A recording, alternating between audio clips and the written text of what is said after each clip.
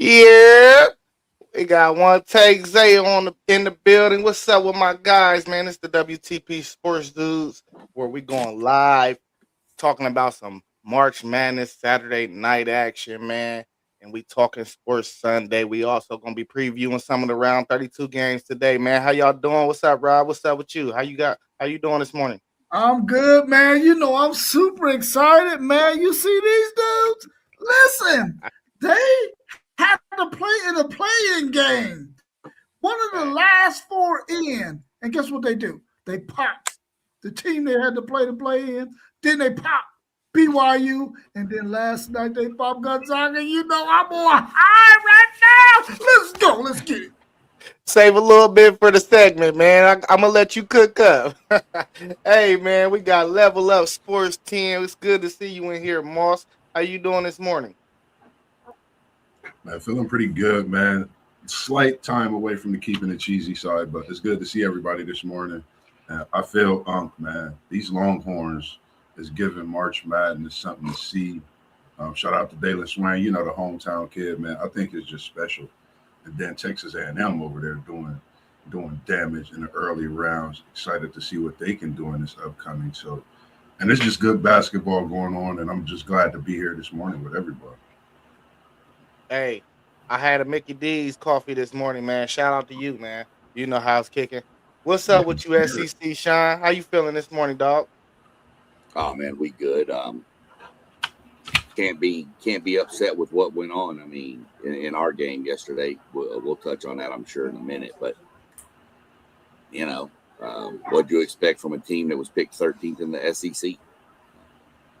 So, I feel that. not too stressed about it. But you definitely know what today is. Yeah, it's story time. You can go ahead right into it. So I was hoping my boy Doug would be on because this is something that he would have a little more, be more used to him. But went to the post office, man. And this dude was sitting there. He had about 200 pink envelopes. And this dude is stuffing letters in there and then spraying them with perfume. Wow. I said, hey, man, what is going on? He said, well, I'm sending all these letters out to random addresses signed guess who. And I said, man, why would you do that? He said, well, I'm a divorce lawyer and I need some business. Oh, snap. He definitely gonna get some business in the long haul, man. Major business. He might get the wrong kind of business, though. Right. The hot lead business. That's right. Hey, listen, man. I gotta send you this video of the divorce attorney now, man. Oh yeah. Well, I saw your video yesterday with the Oliver Rowe dude and the other dude next to him. That dude he looked at this man like he wasn't human, bro. Yeah. Hey, man, let's get right into it, though, man. We had Michigan take on St. Louis. They thumped them 95-72. What's y'all thoughts on that game? What y'all see? This Michigan team looked dangerous yesterday. I think Michigan,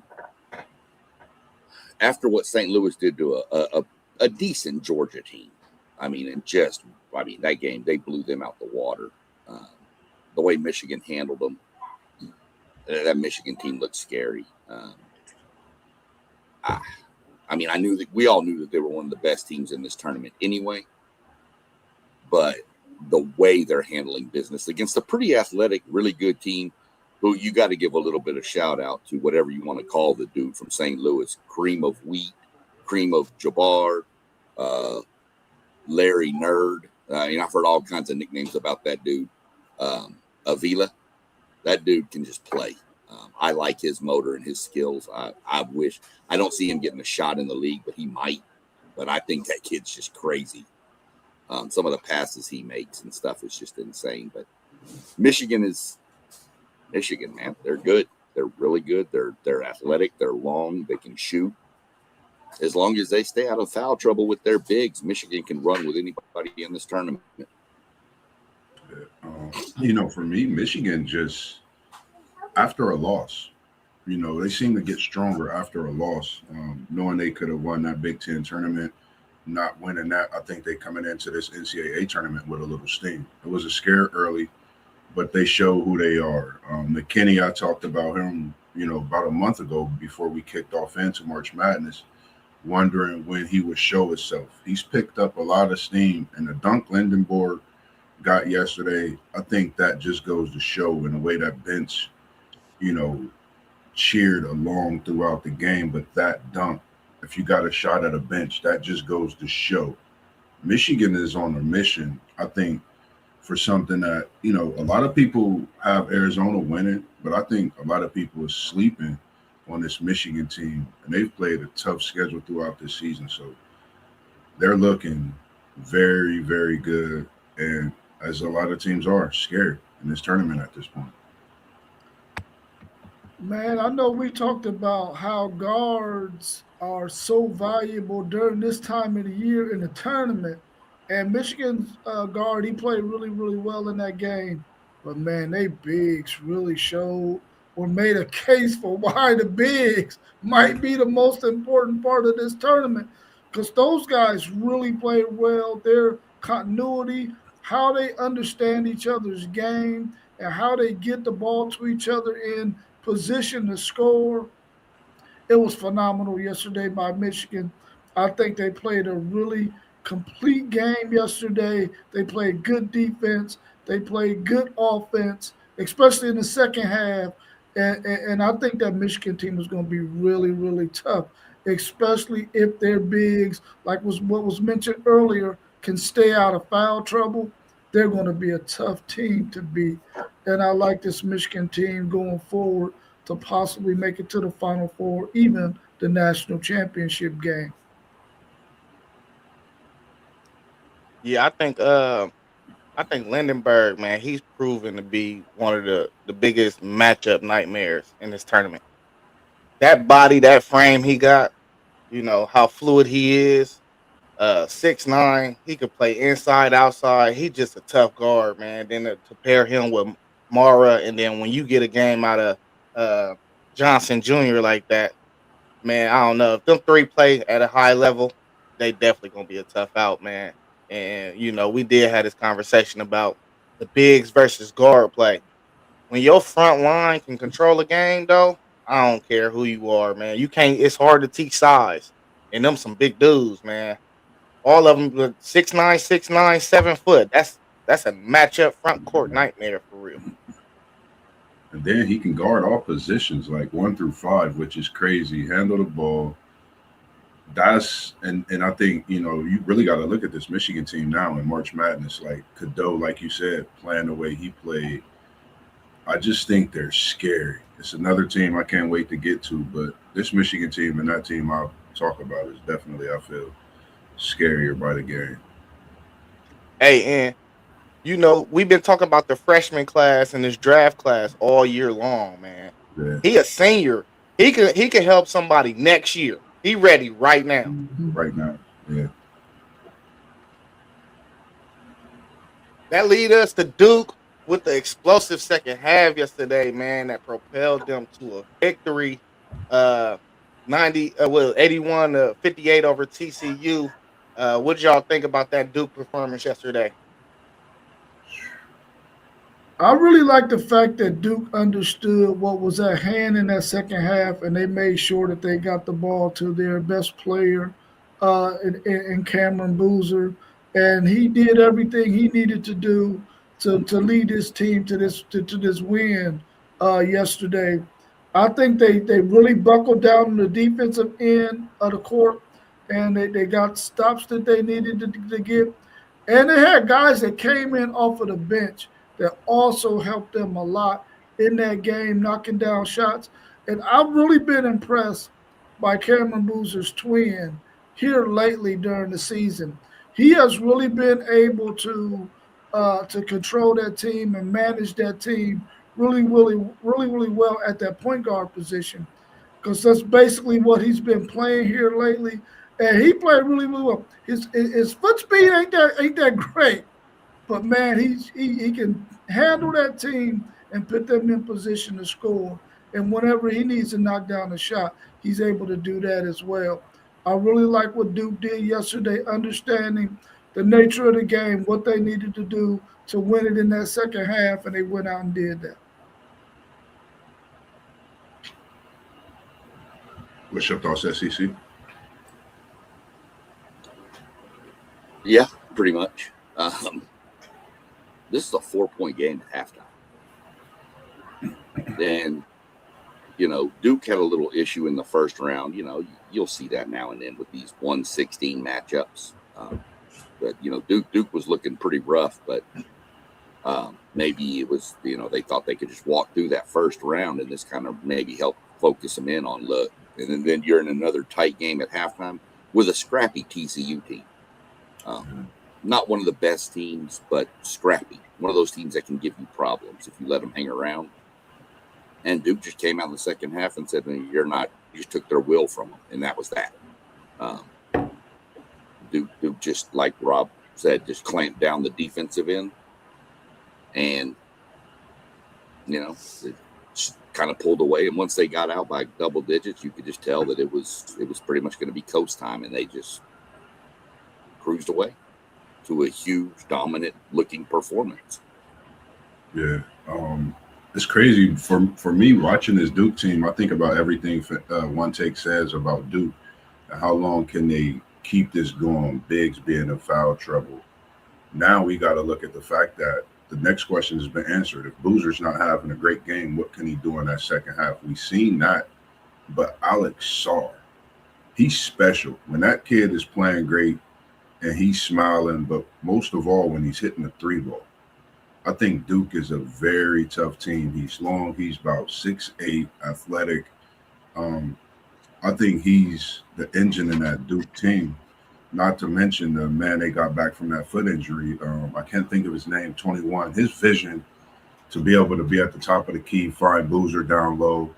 His footwork is, to me, impeccable when he's down low as well. But I think this Duke team is learning a lot more about players that people question as far as their ability to step up. As you mentioned about Caden, he's doing an excellent job with Martin out and just handling that guard position. So for me, I think Duke, as well as Michigan, I think about that matchup when they play. Either one of these teams can really win it.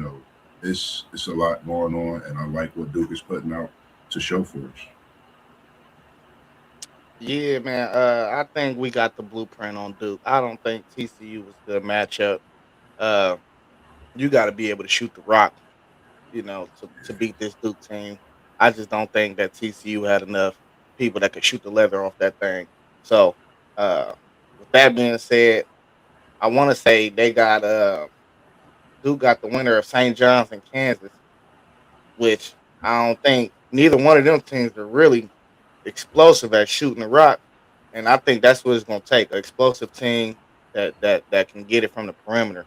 Um, St. John, scrappy.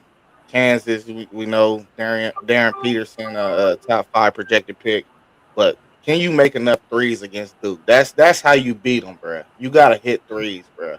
Um, if you gonna play, if you gonna play a type of style of basketball that they want to play, which is they want to dominate the paint, they want to control the possessions, and they want to take care of the ball and play good defense.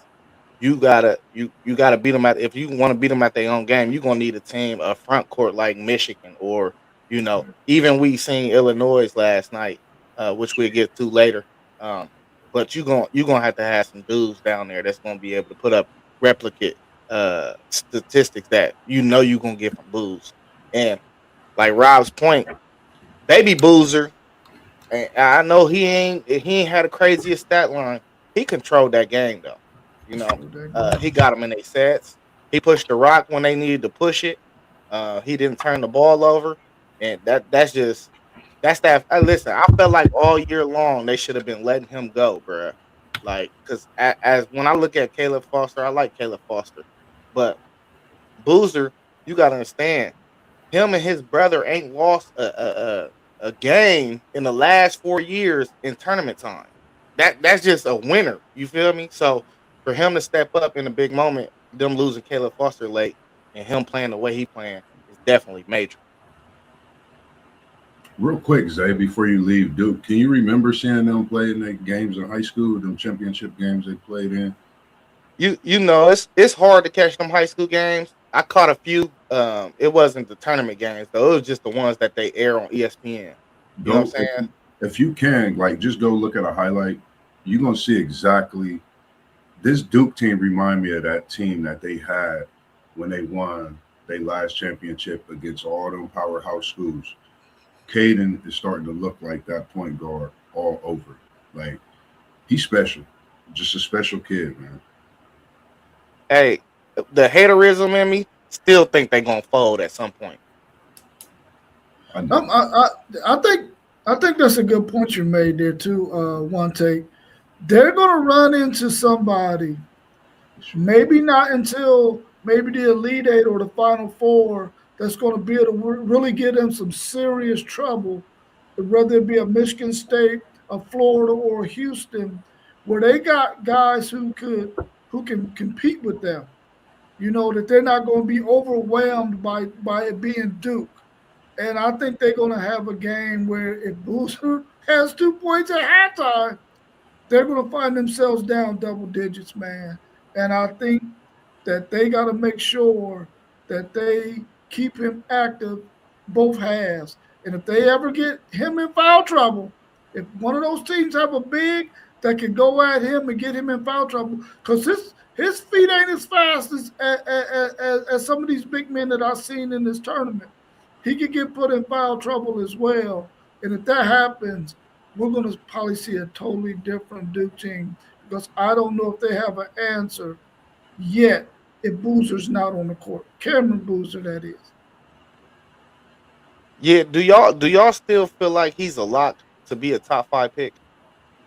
Man, yeah, I think he is. I'm really liking the way Cameron Boozer has been playing lately since, like, you know where I'm at with AJ Peterson being, after Boozer now, and it was Peterson first, but then lately I just been watching Boozer's game, the way he handles the ball at top, his IQ.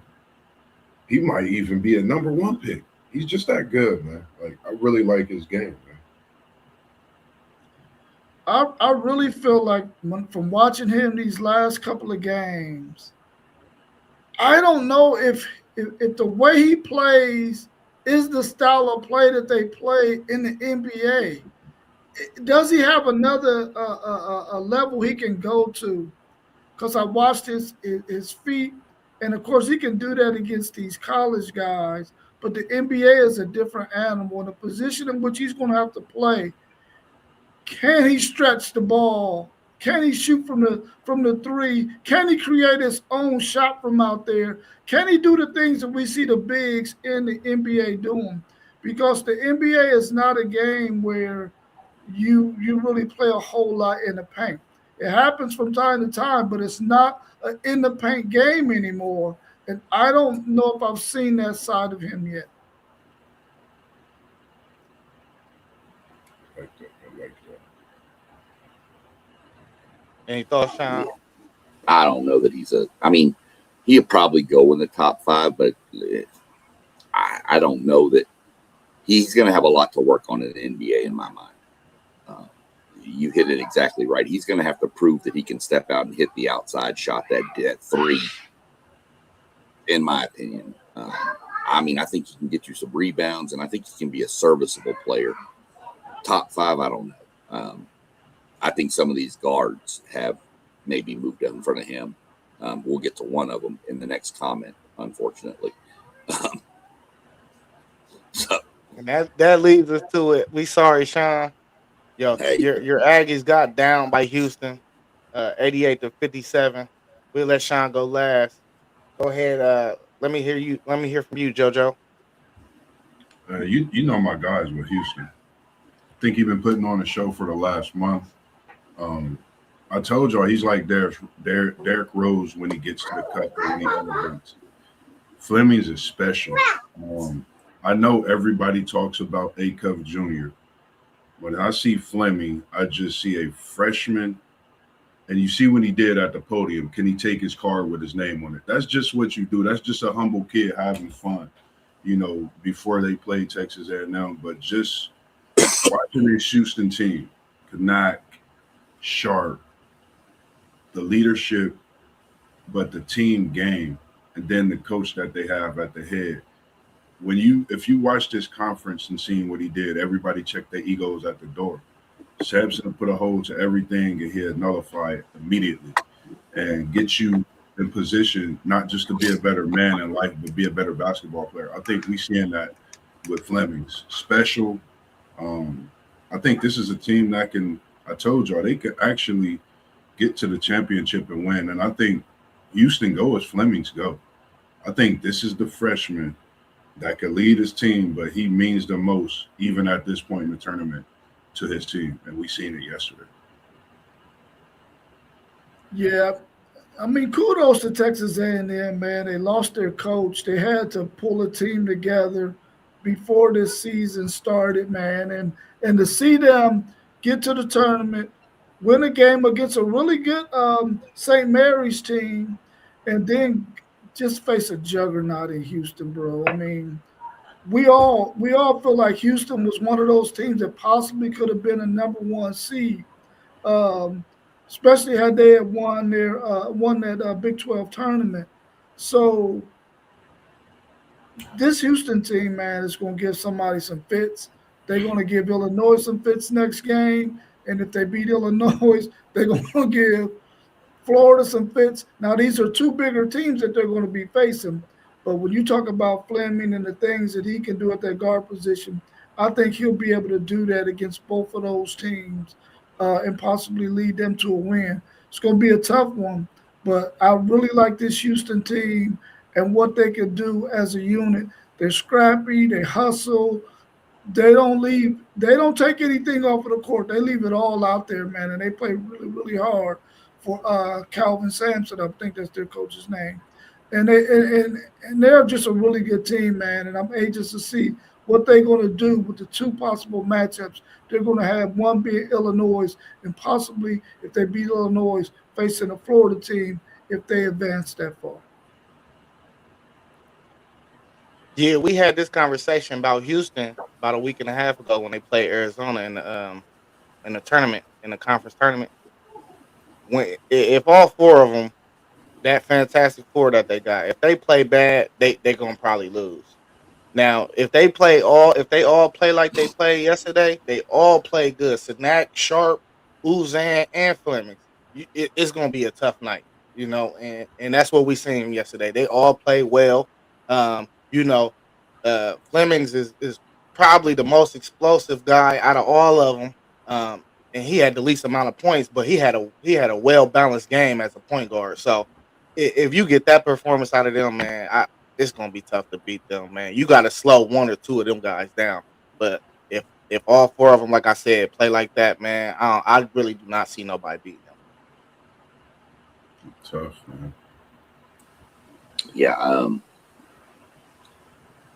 I had very faint hope for an upset in this, but for it to happen, we had to do what we did to St. Mary's. We had to invoke our will and our style on Houston, and invoking it on a team like St. Mary's, who's never really seen that style, is one thing. To invoke it on Houston is a whole different animal. You saw the frustration with St. Mary's from the start of the game. First possession St. Mary's had was a 10-second count. Then it was turnover. Then, it was just one thing. But that's how A&M had to play. The biggest player that starts is listed at 6'8". If Rashawn Agee's 6'8", I'm 6'3". And I'm not near 6'3". A&M kept it close. It was a 1-point game at one point, and I was like, okay, keep it close. Then the pressure's going to shift to Houston. And then Houston did what Houston do. and went on a 6-minute drought of they held A&M scoreless for 6 minutes, and that was the game. Sharp came out, hit a couple of threes. He hit 2 threes in the first half, wound up 2 for 8. I mean, you could see A&M just could not rebound. Lost the rebounding battle 46-29. 19 of those were offensive rebounds.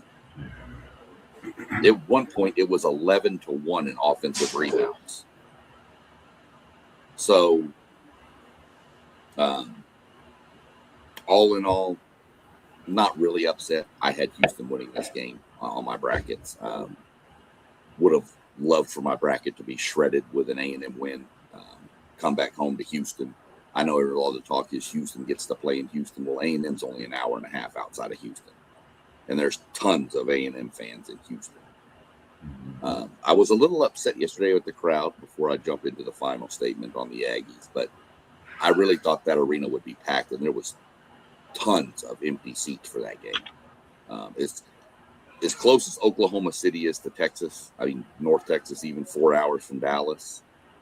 I thought it'd be a lot more in there, but that is what it is. So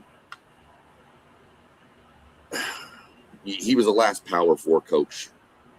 A&M had no NIL money for basketball because their boosters weren't backing it because they didn't know who the coach was going to be. So he had very limited NIL money, let's put it that way, to build a roster from. He had one player stay when Buzz Williams left. He had exactly one player. Then you go out and get what everybody thinks is going to be a lottery pick in Mackenzie Mbakpo, and he gets hurt early in the season, is out for the year. So you lose your big 7-foot center. We just had no size. Jamie Vinson came on, the kid transferred from Texas. He came on in the second half of the season with some good minutes, but I am ecstatic for what is being built there. I think that the boosters will get behind it. I made the comment yesterday on one of my guys I follow on YouTube. I said, with the recruiting uptick we're going to get from this, the kids that could come back, I already penciled. I said, to me, it's Sweet 16 or bust next year. Let's welcome post game. Oh, my bad. Go ahead. Especially just in case y'all missed what I posted at one point. We did get news that the Mackenzie Mbakpo is going to come back for his senior year. That's what's up. Sweet 16 or bust. I'm going to mark you to them words, Sean. Hey, let's welcome post game to the show. What's up, post game? How you doing this morning? Doing well. Can y'all hear me good? Yes, sir. Yep. Yeah, how y'all doing this morning, man? Another great day of basketball. Sure. Yep. Solid. Hey, we covered the Michigan St. Louis game and the Duke TCU game, and then we were just talking about the Houston versus Texas A&M game. If you want, go ahead and jump into those. Yeah, man. I think the Big 12 is what I thought it was. I believe the Big 12 can get 2 to 3 teams in the Final Four. Arizona, Iowa State, and Houston. This Houston team is, man, they're really good. And you saw last night, Sharp and Uzan, they had solid games.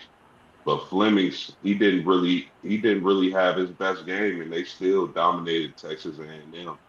I think Texas A&M was overmatched, but like I said, that Big 12 is no joke this year. I still think Arizona is the most balanced team, the best team in the Big 12, but I think Houston or Iowa State can beat anybody.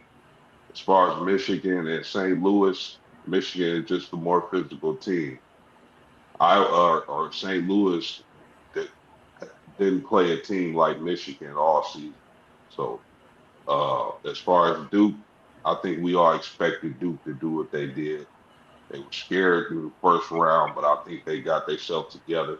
They're still dealing with some injuries, but they got a great coach and they got some great depth. So it is what it is. Hey, post. I don't know. I think the Big Ten might get 3 of them things. The way it's looking out here. Yeah, Big Ten over here, baby. Real quick, I can tell you the SEC won't. yeah, it ain't happening. Hey, we gonna get to the SEC though, man. Cause I Real, don't know. I think I seen the best March Madness game last night that I've real, seen in a few years. what And you we Give you gonna a real quick. Give me a real quick on Houston. My last statement on that Houston team. Phenomenal team. That team is ranked 10 in protecting the ball in the nation. Number 10. They're also a top 5 defense. Number 4. Heard a stat last night that they have held 48 teams over the past like 4 years under 50. yeah, that's crazy. That's yeah, insane. They have that's been under Kelvin Sampson. They have been a top 3 defense 7 consecutive years. that's why I feel like I think when you have when you have a freshman, like we know how much a freshman is to your team, but the point guard position of having a freshman is talented. That's Flemings. That's why I feel like out of all these teams, if you ask a freshman to go out and get you 40 and still have your team, score and due diligence, I think this is the guy for this Houston team that could do it, and the team follow him and continue to be playing just as strong throughout the game. It's between him and Burris for me. I think they both will get to Burris, but I just think this Houston team is strong, and that goes to show how great of a coach Sampson is. Check the ego when you come in the door. We're gonna play defense. This is what we're gonna do: rebound and be a top contending team to where we have years to where we're not just right there. They were at the championship. They want to win it. So I'm sure everyone sharp, some of those guys from last year's team have that thought in their mind, and they've made some transfers. The Atwell, Anderson coming in, those guys playing great ball, shooting lights out. So telling you, everybody's not really looking at this Houston team, but they could be a team that really just blow the doors off this tournament and just be waiting on whoever when it comes to the championship. I really feel like that about this Houston team.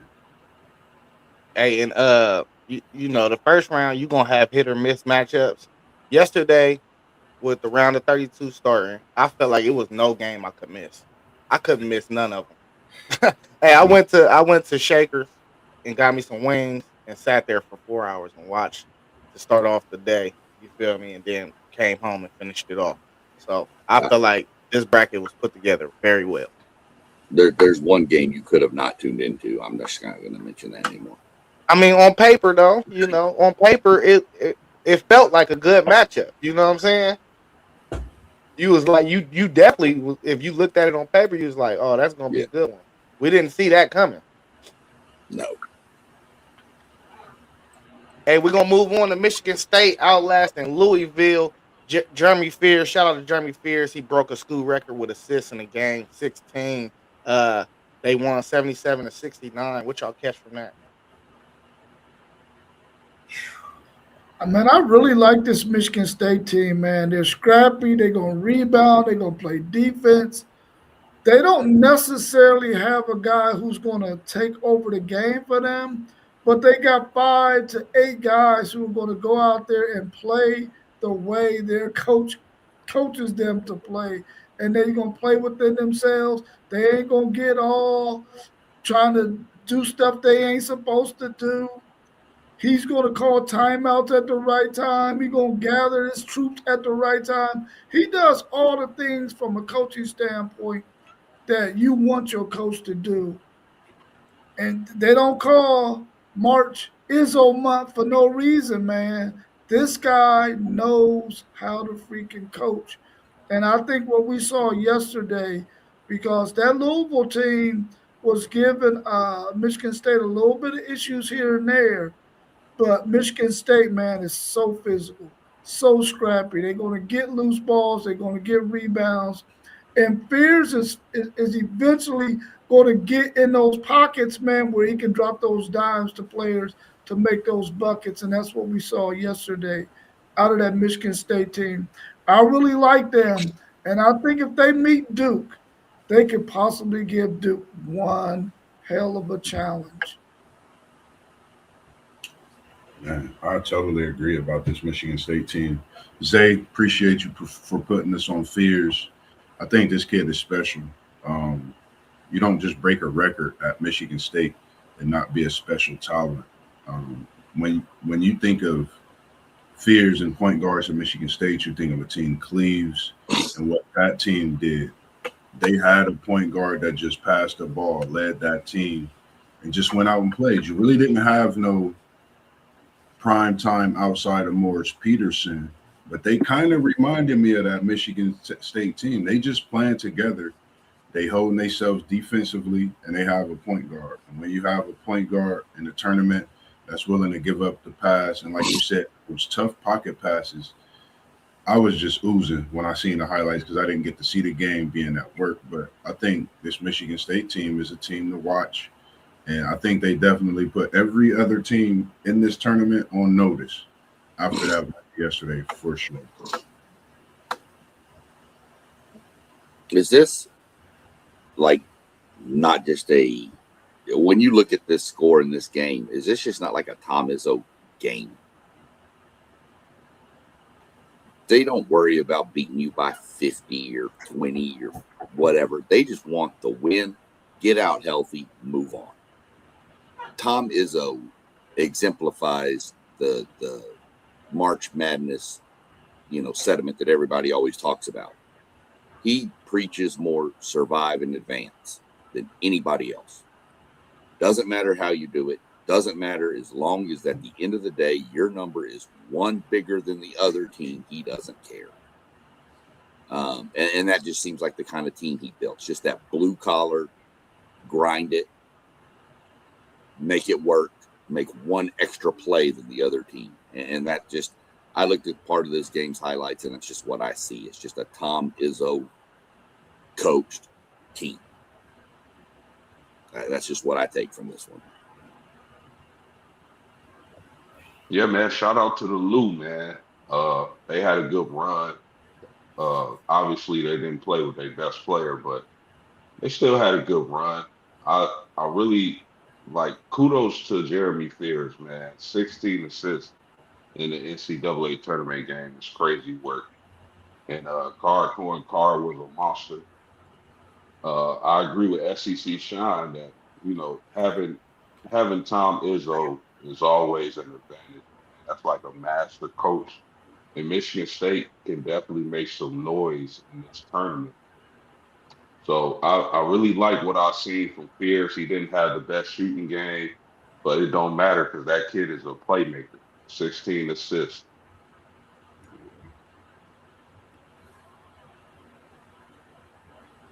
Joe, did you go? Yeah, I was just Oh, about to add a question in there, just thinking about it.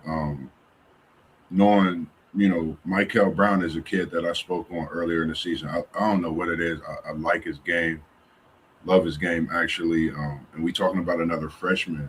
Just thinking of the injuries we've had. How could this March be with the healthy players that we haven't seen, whether it's senior, freshman, some of them being, special freshmen in Caleb, Michael, um, senior Richie Saunders. Just some of those names make me think about how great March Madness has been, but it could have been even more explosive. That just goes to show the talent that's coming along in college basketball. yeah, it's definitely a lot of talent out here. If Louisville had him, that would have been a hell of a matchup. Uh, but hey, Rob, I want to respectfully disagree. I think Jeremy Fears took over that game just with his playmaking. He took over the whole game. Hey, it was that cold. Like he ain't got to score. He could literally take over a game just playmaking, bro. And that's part of the reason why in our brackets, I had Michigan State in the final four. I actually had them in the championship game in one of my brackets, going against Michigan. Uh, because of that guy. He lead the country in assists. So, when you got a point guard that just can facilitate, he's gonna take care of the ball, man. Them type of guys are premiums, man. That's why last year I was high on Purdue with Braden Smith, but we know Purdue is also one of them teams that they just fold. Like how I feel like Duke just fold in March Madness. Purdue is one of them teams. They just fold. They lose to teams that I feel like they should never lose to. Um, but I love when I got a point guard, bruh, that get everybody involved because he can do it without scoring. You know what I'm saying? He don't need to score to propel his team, and I love point guards like that. This Michigan State team definitely gonna be scary though. You know, they got the winner of UCLA and UConn too. I think they can beat both of those teams. Is Texas win over Gonzaga the biggest upset thus far? They got out of there with a victory, 74-68. Yeah, Rob is geeked. Go ahead, show that Texas shirt. That shirt is ugly, but go ahead, tap in, y'all. I mean, I'm gonna say yeah, man. I think the reason is because nobody had Texas in the Sweet 16. But if you think about it, before March Madness, I said I think they could make a run and get to the Sweet 16. But I seen when they was against BYU, I'm picking my Cougs, AJ, even though it's a connection with Swain. But I think that's the biggest upset. I was watching that game yesterday. I was actually on my way from work, and I don't know, man. This Texas team just think when you play a game to come into a tournament, you have to win to get in. I think that brings a different hunger. I think the adversity you went through throughout the season has collectively come together. Whatever talk you've had throughout this season, but that talk before that tournament game was a talk. And we can't forget who their head coach is. One of the best in college basketball. There's been things said throughout over the years when he left Arizona and whatnot, but he's came over to Texas and built something special. The transfer portal was great for him, so I'm definitely excited for Swain, man. Seeing what he's doing, the kid is special. I think he's going to the draft. I think this tournament is giving his draft stock so much more elevation, and I seen it at a young age in him. But it's just great to see what he's doing for the University of Texas, straight from this city, man. It's a great thing in Texas. Love it.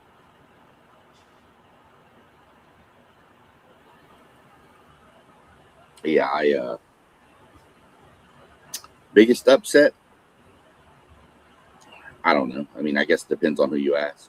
I had Texas beating Gonzaga. I thought Texas's big guy down there could handle it, and wound up proving right. But I mean, I guess if you're looking at seed numbers, you'd have to say it's the biggest upset. The only other real major upset I think we've seen, I don't count 8-9s or even 7-10s. The only other one would have been the 12-5 with High Point over Wisconsin. But I think High Point proved they were probably the better team anyway with what they did with Arkansas, which we'll get to, I'm sure, later.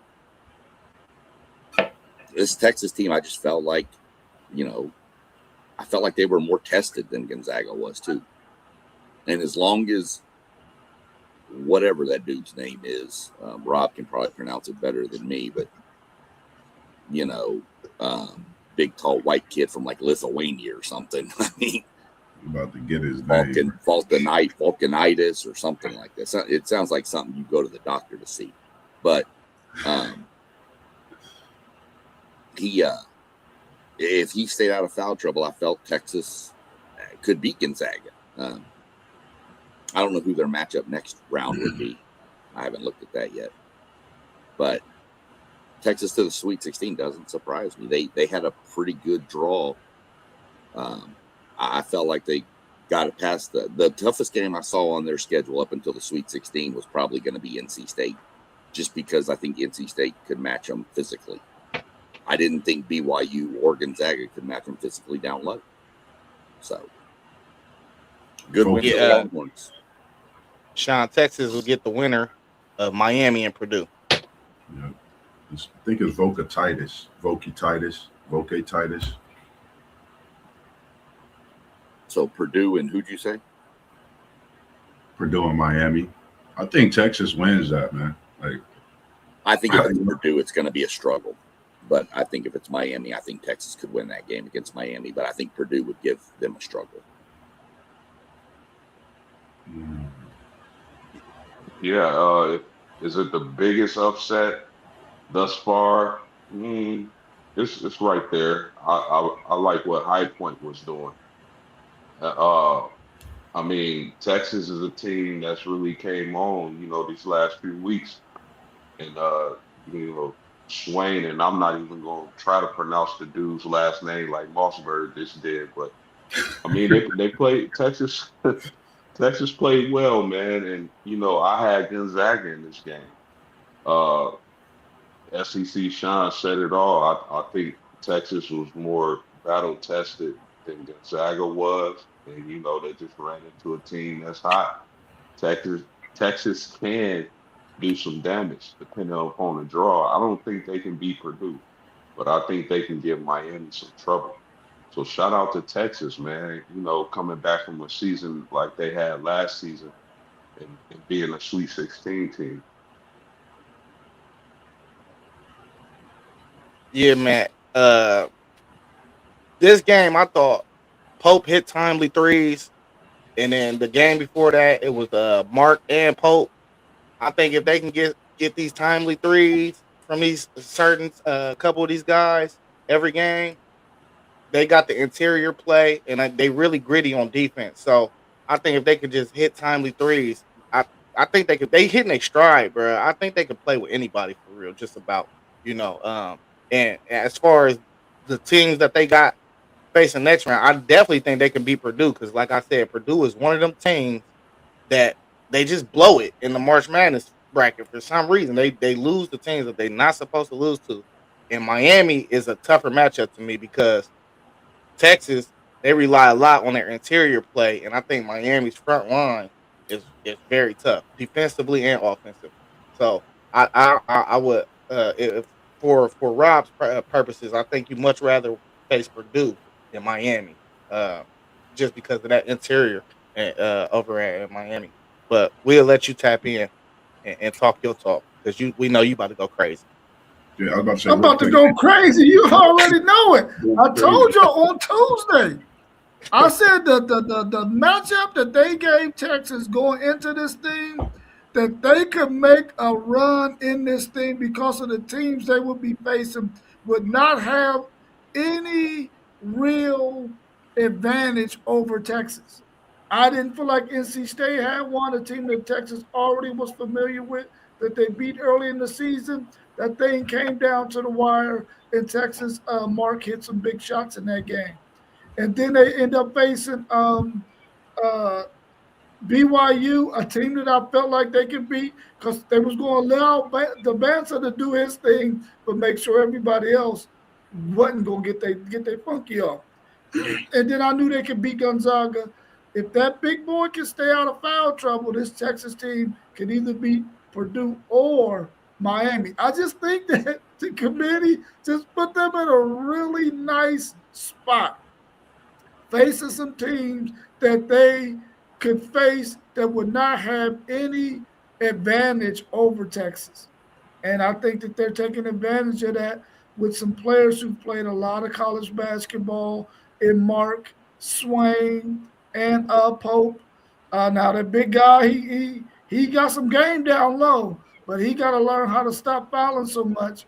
I think he might have fouled out in the first two games. I think he didn't foul out in yesterday's game, but he was in foul trouble a little bit and had to go sit down. But if this Texas team can continue to play within themselves and keep the games close with an opportunity down the stretch to win it. Because I did not watch none of these games, none of them.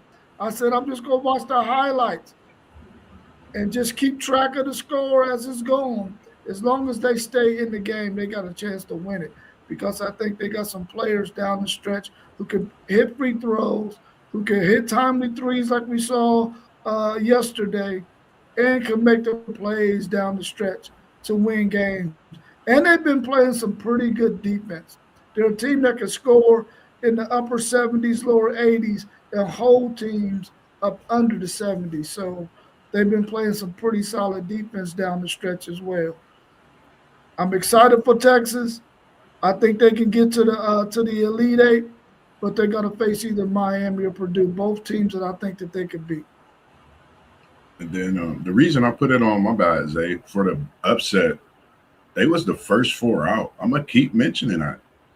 They wasn't even thought to be in the tournament. Sweet 16. They're one of the top 16 teams in the country. That's how you got to look at it. Not under below outside of 68. So that's another reason I feel like this was one of the, if not the biggest upset, because we know what Gonzaga was. They was a 3 seed. Texas was 11. First four out. They just keep winning games. If I'm not mistaken, it takes 6 to win this title. Texas is on the road to possibly getting them the title. Why not Sean Miller? Just saying, great coach. He's deserving of one. So just like this. Yeah. Well, Rob and Paul, the only two guys that got a team left, man. Shout out to y'all for making the Sweet 16. Hey, VCU couldn't slow down the fighting out. Illinois, they got popped 76-55. What y'all thoughts is about that Illinois team yesterday? Long, Andrej Stojakovic, transferred from Cal. I think just coming over to Illinois, I think that was the biggest thing for him, being able to really be seen. A lot of people didn't know who he was. Watching him, I didn't really talk much about him. Of course, they had the big freshman this year, but seeing their size and their skill is amazing.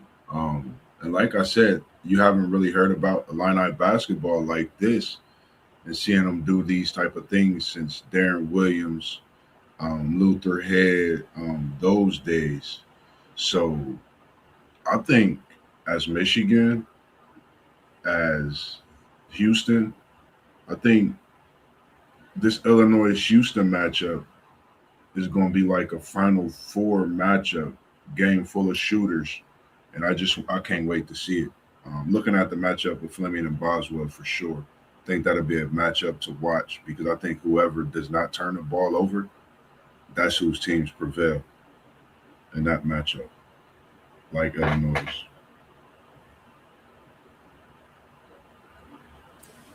I didn't catch much of this game. I just kind of kept up with the score. I looked at one point, Illinois early was up big. VCU made a run and cut it. And then I think it was pretty close at halftime still. And then just much similar to the Duke game. Illinois just came out and took control. Illinois team's really good. They had some head-scratching losses, but you'll have those in a power conference. Some team's gonna get up for you more than others. So it is what it is with Illinois. I think they're a good team. I don't like their chances in the next game. Yeah, man. I like this Illinois team. I've been watching them all season. It's crazy watching. I remember they got Andrej Stojakovic.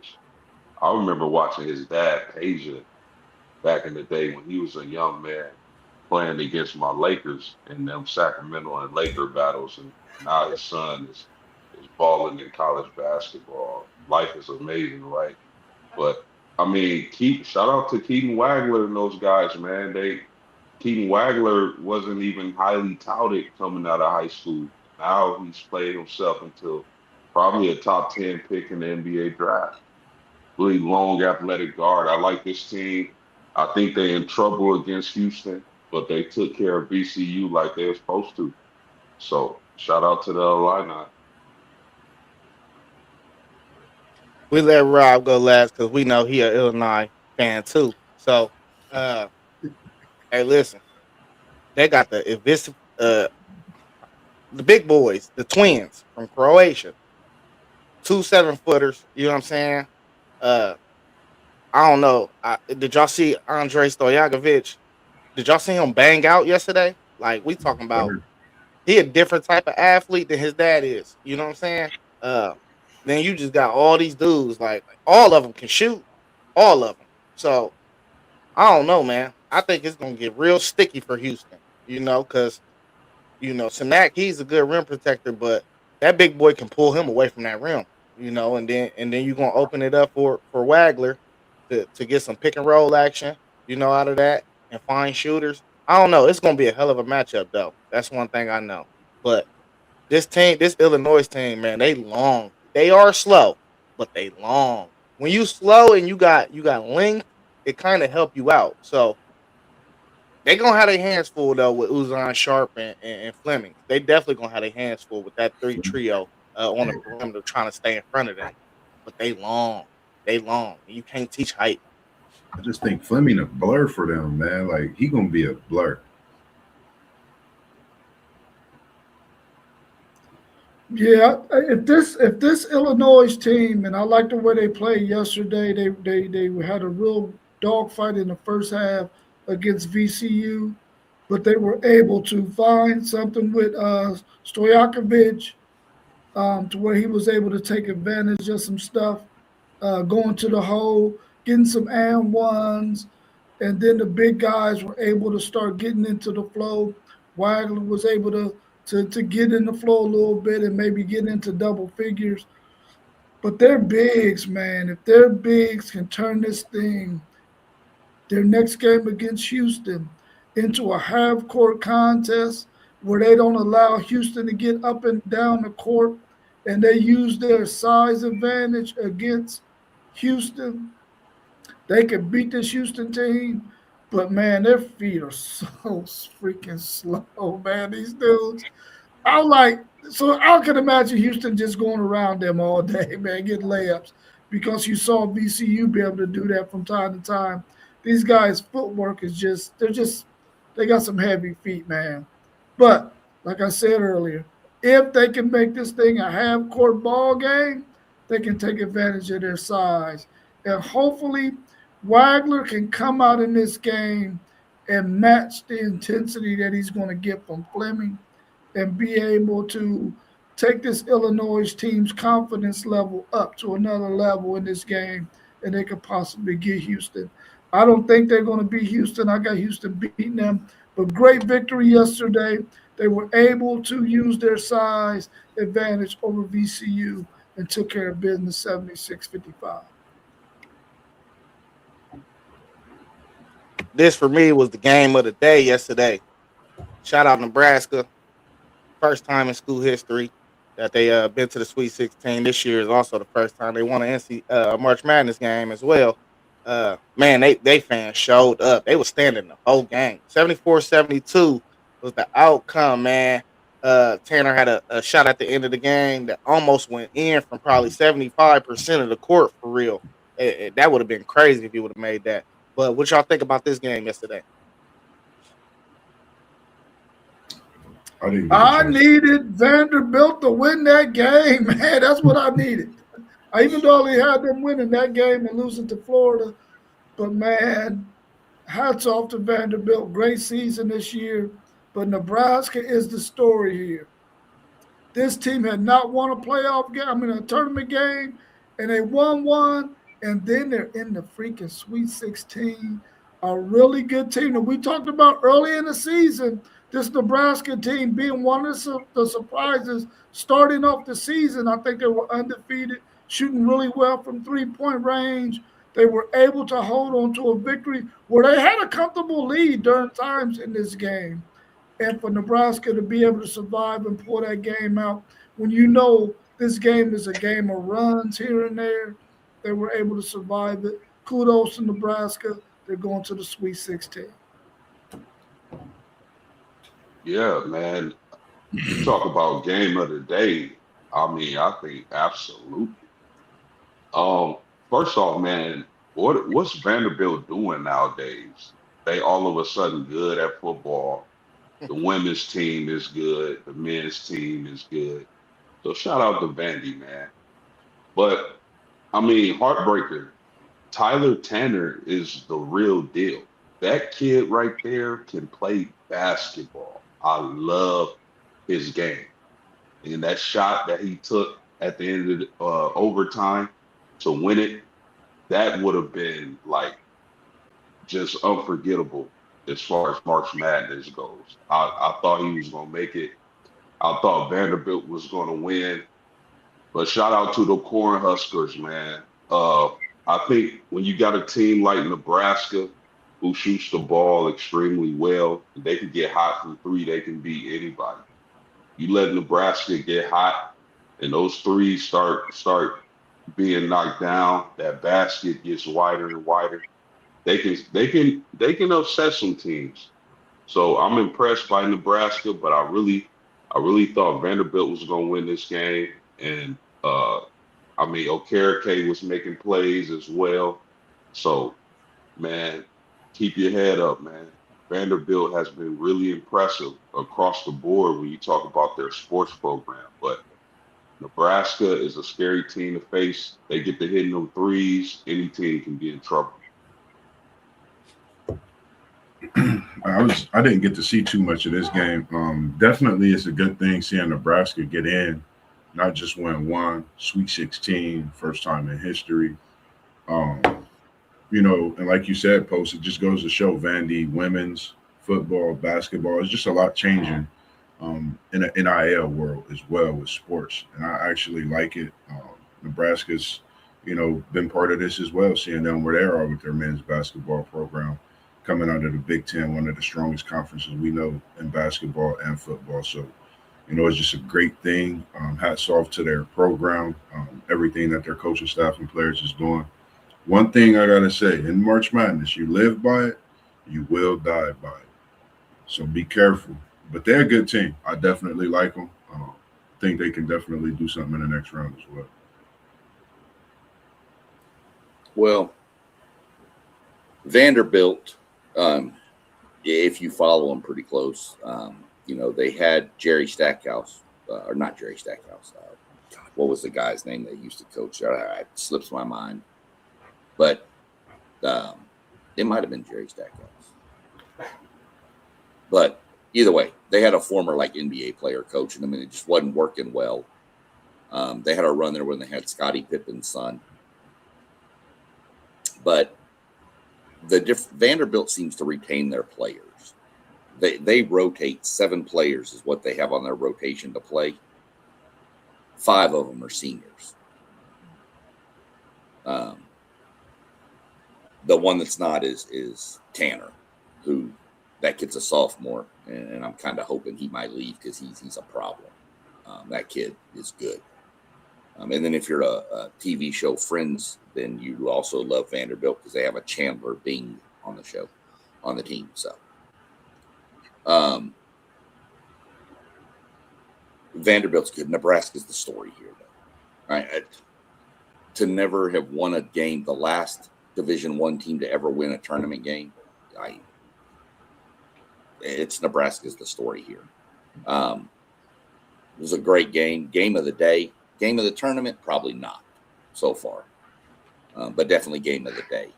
I think it's hard to supplant that VCU North Carolina game. It's probably hard to also supplant that Kentucky game with that shot Owe made to send that to overtime. So, but it's definitely game of the day yesterday, and kudos to Nebraska for doing it. Pissed me off when I saw the score. I'm not gonna lie, that hurt my bank account, but it is what it is. It was Jerry Stackhouse. She was right. Hey man, shout out to the whole Nebraska fan base, bro. They really showed up to OKC. They made that their home court yesterday. And like I said, they was standing the whole game. Like I don't think I ever seen no second round game that hype. The commentators was even saying that. Like, and I can't when I look back and think about it, I don't remember no game that was ever that hype in the second round. And you seen all the red shirts out there. So they definitely showed up for their team. But shout out to Fred Hoiberg too. He deployed that 1-3-1 zone at the end of the game that really stifled Vandy, bro, at the right time. Like they couldn't get no clean looks after they deployed that 1-3-1 zone. And I think that slowed Vandy's ball movement down. And they couldn't really get no open threes. But it was like a boxing match for real, like a title fight. Because one team make a run, and then the next team answer the run, and it was like that the whole game, And shout out to both teams, man. They ain't got nothing to hang Vandy ain't got nothing to hang their head about because they left that all out on the court, bro. That 1-3-1 is dangerous, man. Yeah, that 1-3-1, that 1-3, and we got to think too. Nebraska was damn near a top 10 team all year. Oh You yeah, know, until till a little stretch at the end of the year where they dropped a few games, but they could easily be a number 2 seed in this tournament. They could be. You know, like they got what 28-6 in the regular season.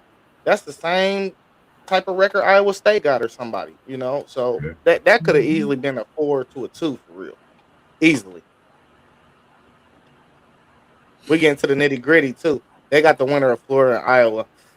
Ah,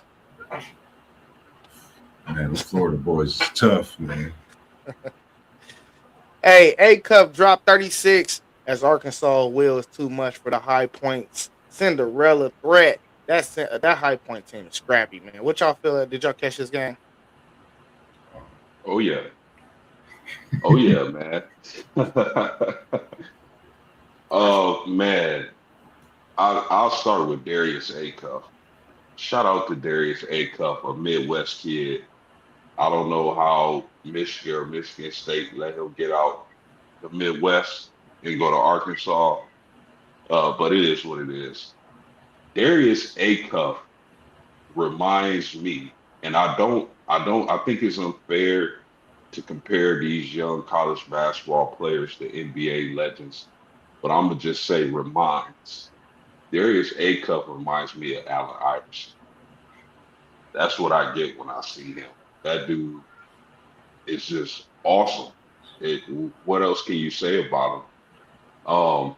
They're going to have a really tough matchup against Arizona. But they're of course if Arizona wins, and I fully expect them. But I think Arkansas is a tough matchup for Arizona as well. Their length, their athleticism. You know, you got Acuff and those guards. I like this Arkansas team, man. I think they can beat anybody. And the coaching they got, you know, the experience he brings, he done seen it all. Just awesome, man.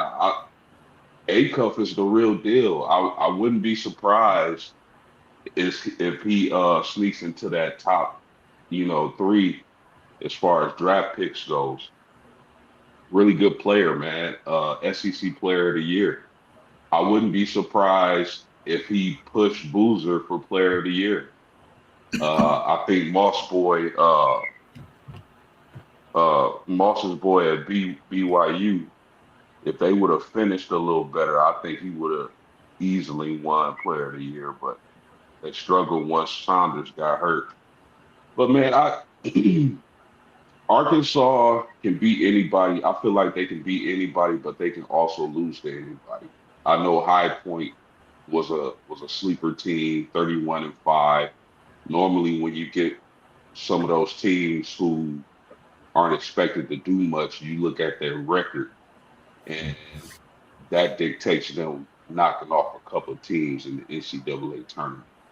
But I think Arkansas, they've had a great run. I still believe Arizona is the best team in March Madness. I think they're the best team left. I think they're going to win it all.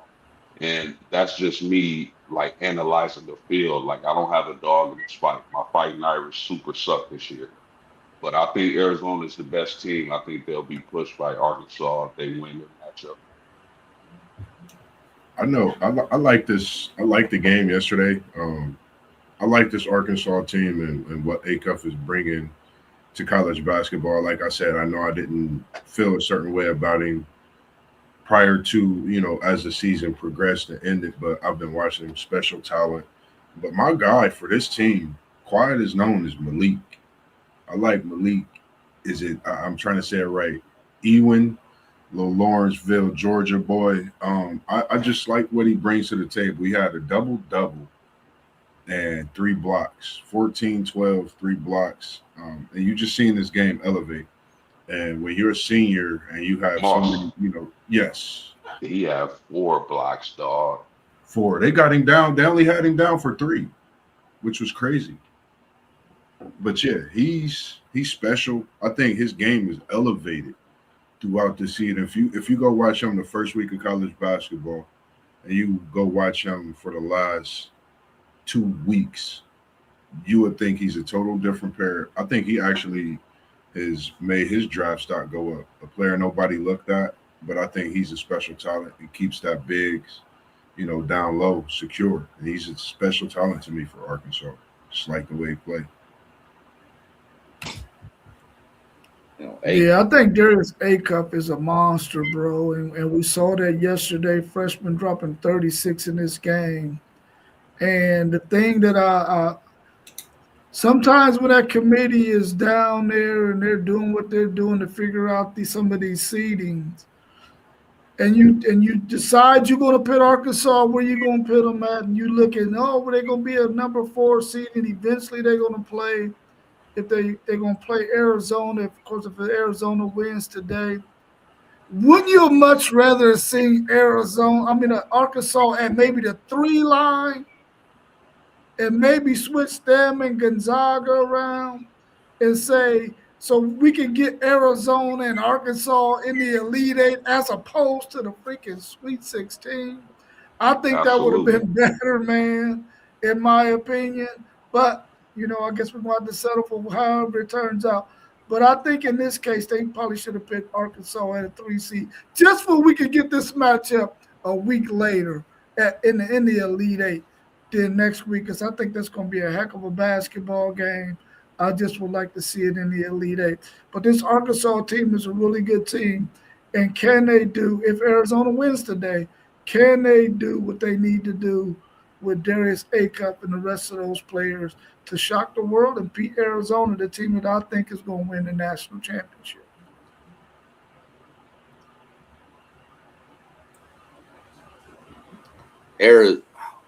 Arkansas is, in my mind, by far the most athletic team coming out of the SEC. They've got guys everywhere. Brazil can get hot at any given moment. Richmond, if he's on, anything they get from Richmond is like a bonus at this point. He's hot and cold. So if he gets on a run, but at the end of the day, when you get down to a game, especially as these games get further along in this tournament, they're going to get tighter. You have that player who can just put it on his shoulders and say, I got this. The comp you made post-game to AI, I spot on. That's exactly where I thought you were going when you said that. It's not fair to comp him to AI. There is no way. But that kid has no fear. He's like, if we win, it's on me. If I hit the shot, if we lose, I miss the shot. It happens. It is what it is. Player of the year, I'm probably hands down giving it to Acuff for National Player of the Year. Depending on who's got that first pick in the draft, if they need a point guard, there you go. He'll be number 1 off the board, I believe. Just my opinion on him. I think he's that dynamic. Kind of came out of nowhere. Nobody was talking about him at the beginning of the year. Nobody said nothing about him. And then all of a sudden he exploded, and then it's been upward from there. So I've got Arizona. If Arizona wins today, I've got Arizona beating them. But I wouldn't be shocked to see Arkansas pull off the upset either. Yeah, man. Y'all know how I feel about Acuff. And Sean, I'm with you.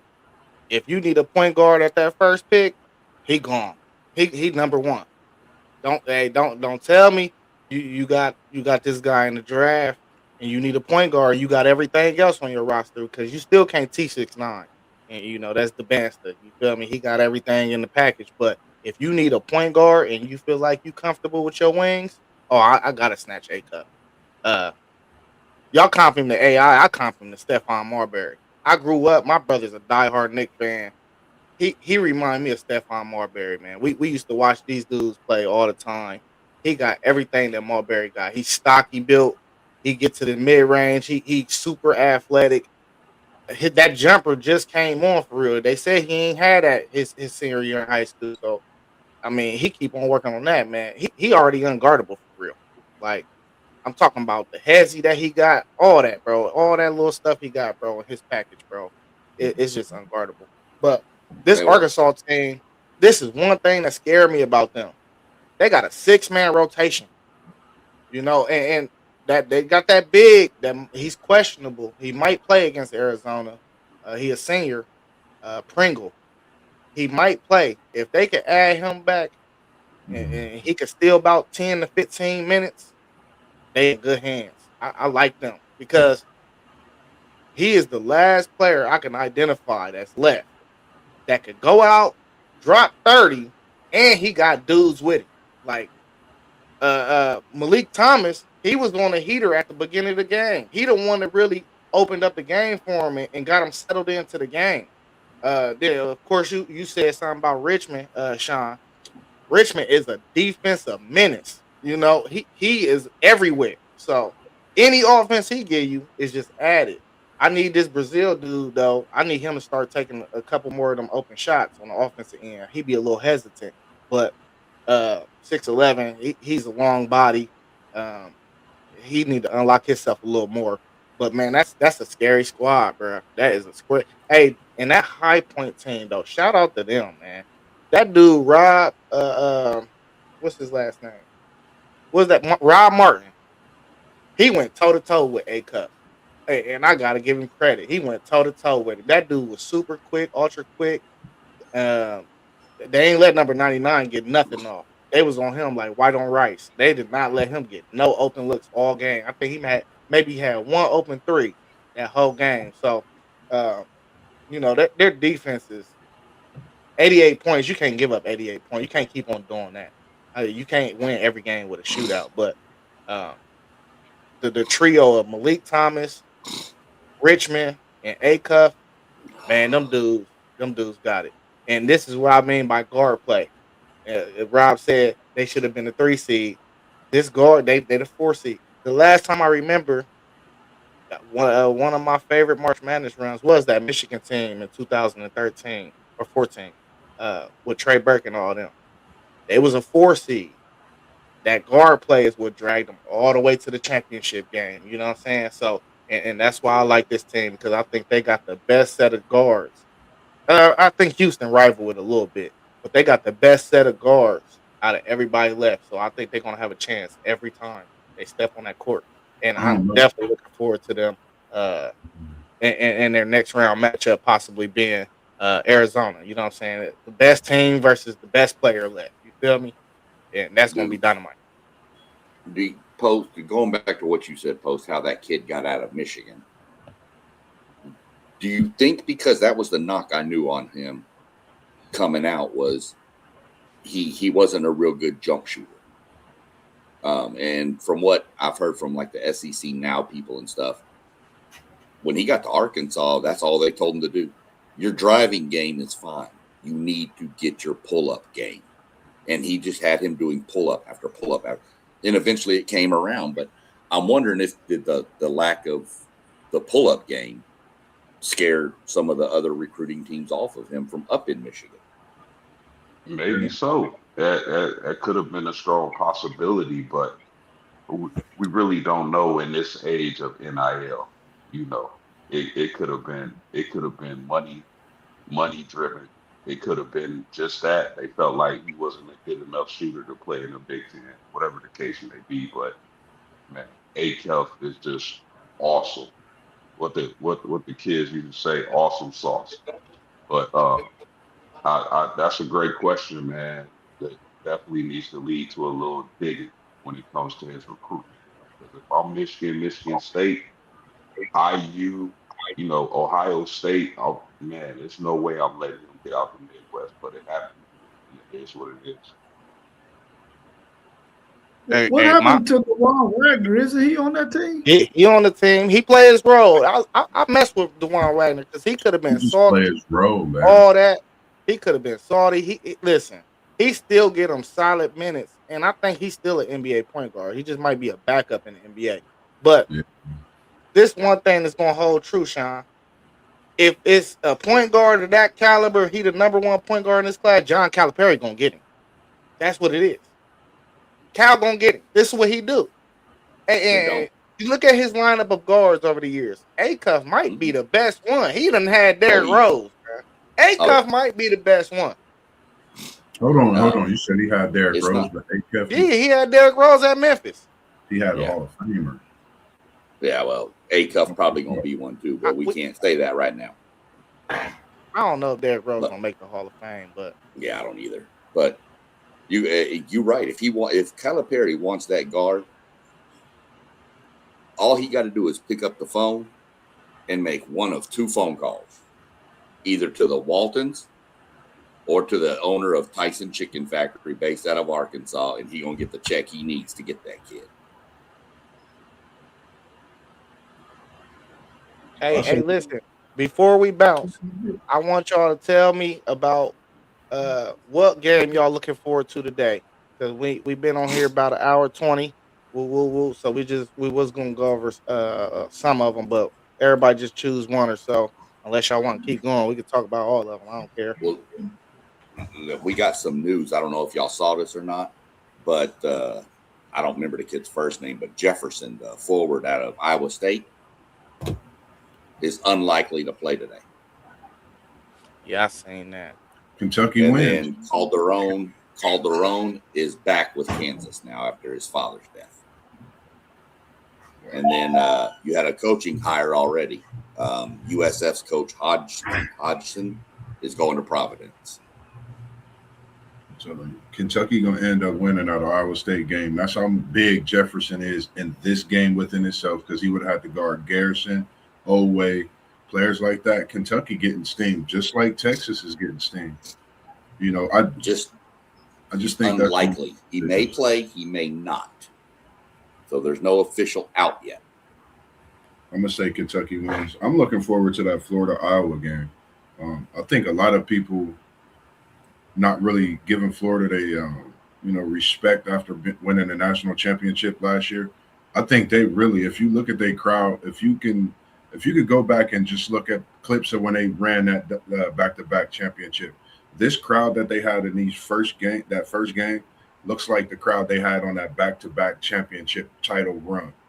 Go look at this Florida Iowa game today. Watch how their crowd is. They getting crazy. And this Florida team, I think, is very scary. Shout out to Big 7'9", Rui. We see you out there, man.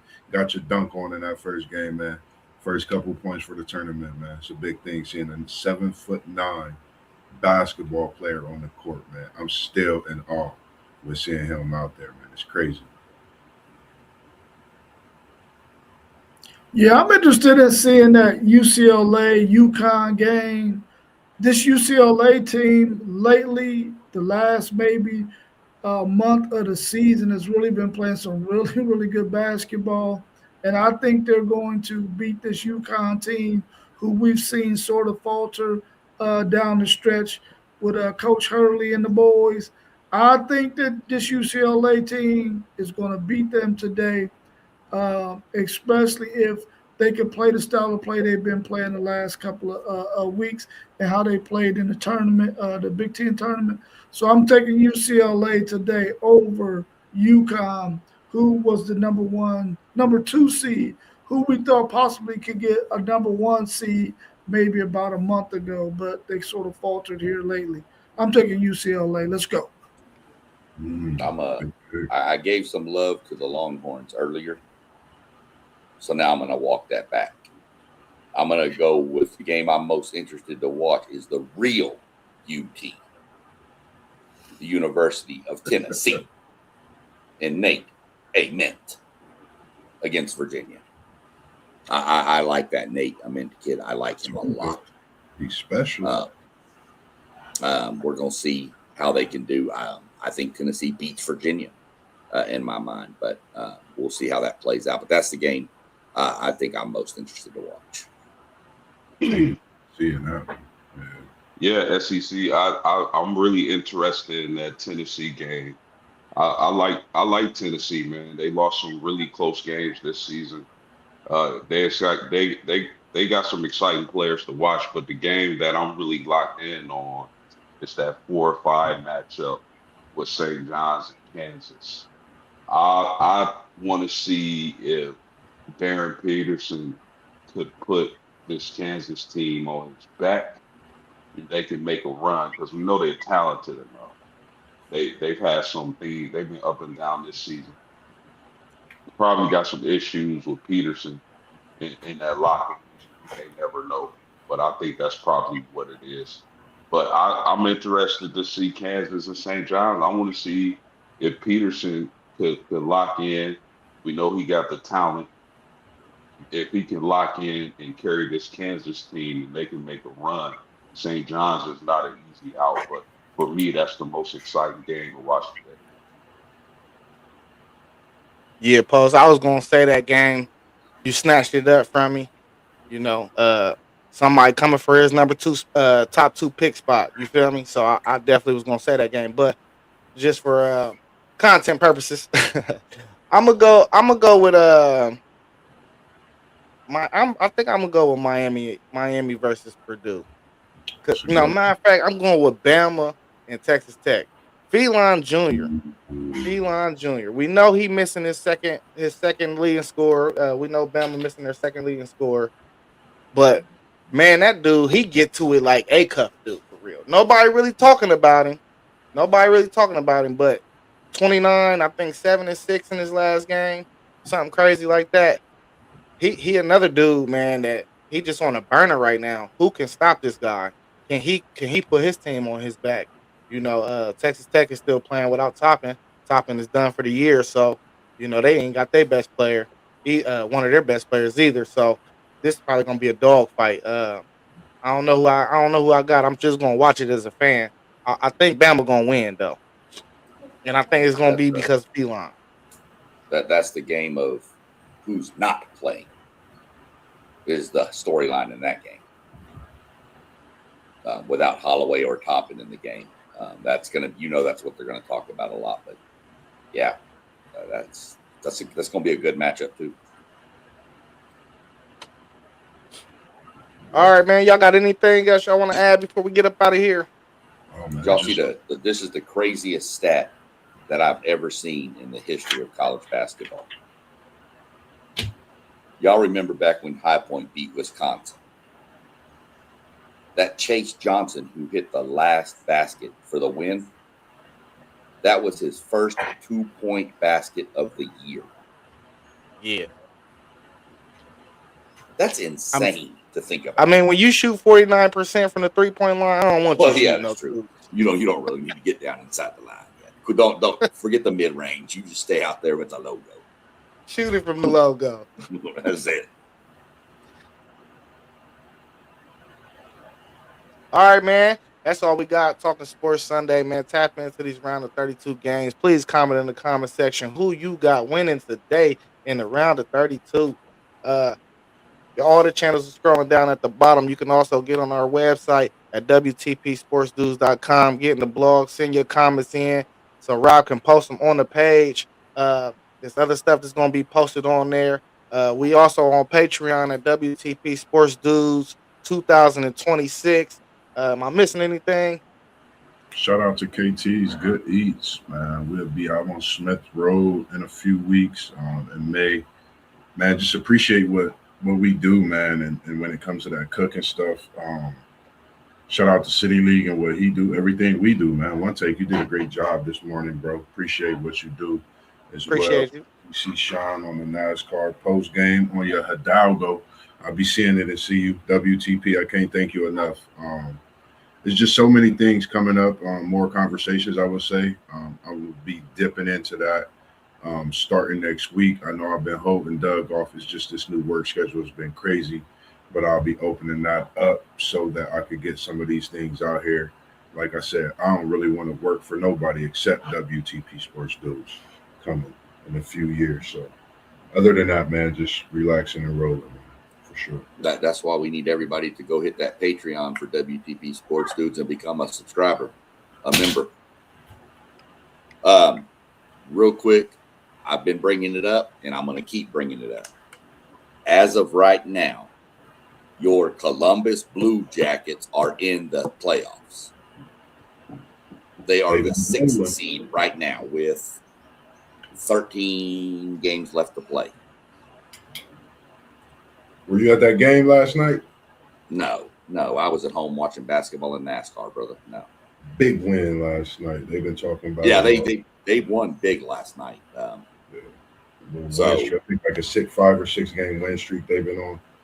that's 4 in a row, but they're right now they need to keep. They did this last year and then they faltered down the stretch and missed the playoffs. So they need a good another 4 or 5 wins to lock this thing up and make the playoffs. But as bad as that team has been over the past previous years and the tragedy they went through with their star player getting killed by a drunk driver,